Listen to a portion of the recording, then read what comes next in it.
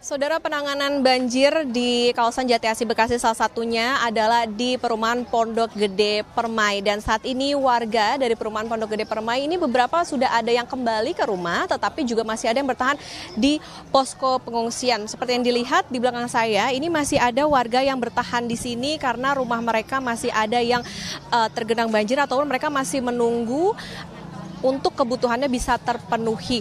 Di posko ini, saudara, di posko BNPB ini memang sejumlah kebutuhan terus diupayakan untuk disuplai untuk para korban banjir, begitu sehingga apa yang mereka butuhkan terutama dari segi persiapan ketika mereka akan kembali ke rumah untuk membersihkan sisa-sisa banjir ini bisa terpenuhi seperti logistik dan lain sebagainya.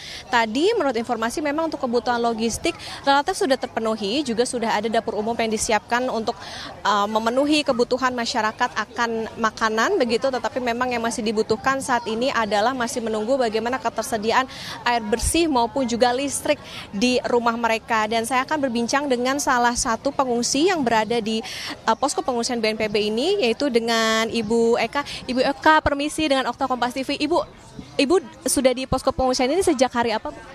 Sejak hari, kan kejadian tanggal 3, aku kesininya tanggal 4. Iya. Ibu selama di posko ini terpenuhi semuakah kebutuhan? Alhamdulillah untuk makanan, minuman, logistik, alas tidur dan segala macam terpenuhi. Cuman memang agak kekurangannya itu air bersih ya. Jadi kalau kita ke kamar mandi itu agak kurang untuk air bersihnya gitu. Ibu tinggal di RW atau RT berapa? Di RT 9 RW 10. RT 9 RW 10 itu banjirnya ketinggian berapa, Bu? Kalau untuk tepatnya saya kurang tahu ya, tapi saya dapat informasi dari tetangga itu, jadi atap yang paling bawah itu asbesnya sudah tidak terlihat, terus di lantai 2 itu kayak ada kerai bambu itu sudah setengah menutupi, jadi perkiraan sudah ada orang dewasa lah seperti itu. Jadi lebih parah dari tahun 2020 kemarin. Ibu sendiri tinggal di Pondok Gede Permai ini sudah dari tahun berapa? Kemudian kalau melihat banjir yang tahun ini seperti apa, Bu? Saya sejak menikah di tahun 2006, saya tinggal di sini. Jujur untuk yang paling parah itu 2025.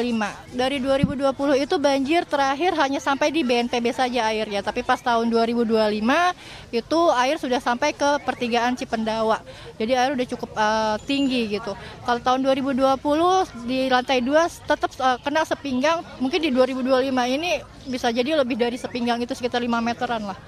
Ibu Eka di sini di pengungsian bersama dengan anak-anak ya, Bu ya, bersama dengan keluarga, apa yang sangat dibutuhkan terutama untuk anak-anak? Berarti tidak sekolah dulu ya, Bu ya, atau libur ini? Iya benar.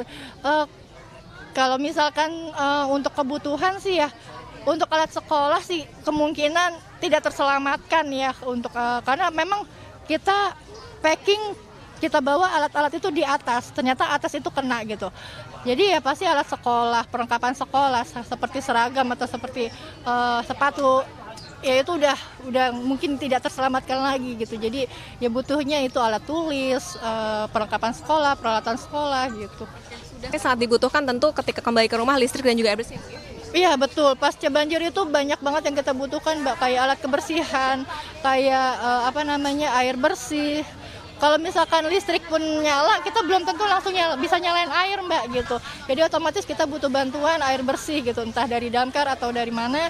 Yang penting kita butuh air bersih dulu untuk bisa menyegerakan, membersihkan lumpurnya dulu. Jadi kalau misalkan jangan sampai nunggu kering, karena kalau udah kering udah susah banget untuk dibersihkan gitu, Mbak. Untuk sementara akan bertahan dulu ya, Bu ya, di sini? Iya, insya Allah kayaknya akan bertahan dulu sampai istilahnya benar-benar aman gitu, Mbak. Baik, Ibu Eka, terima kasih. Kami doakan tentunya segera tertangani dengan baik ya, Bu ya. Nanti proses pembersihannya juga dengan cepat. Semoga Ibu dan keluarga juga sudah bisa kembali beraktivitas dengan normal kembali. Terima kasih, Ibu Eka. Ya, itu tadi saudara perbincangan kami dengan salah satu pengungsi, yaitu Ibu Eka, di mana dia sangat mengeluhkan bagaimana kondisi banjir yang kerap kali terjadi. Ini tentu harus menjadi catatan pemerintah bahwa para pengungsi ini sangat membutuhkan bantuan, tidak hanya ketika mereka berada di posko pengungsian, tetapi ketika mereka kembali ke rumah, bagaimana penanganan bantuan dari pemerintah setempat untuk pembersihan maupun juga listrik, juga air, dan juga tentunya kebutuhan ketika mereka memiliki anak. Nah, ini yang tentu harus diperhatikan oleh pemerintah setempat agar masyarakat bisa kembali beraktivitas dengan normal dan ada solusi agar banjir tidak lagi terjadi seperti yang terjadi di tahun ini. Putri Oktaviani, Yogi Syarevi, Kompas TV, Bekasi, Jawa Barat.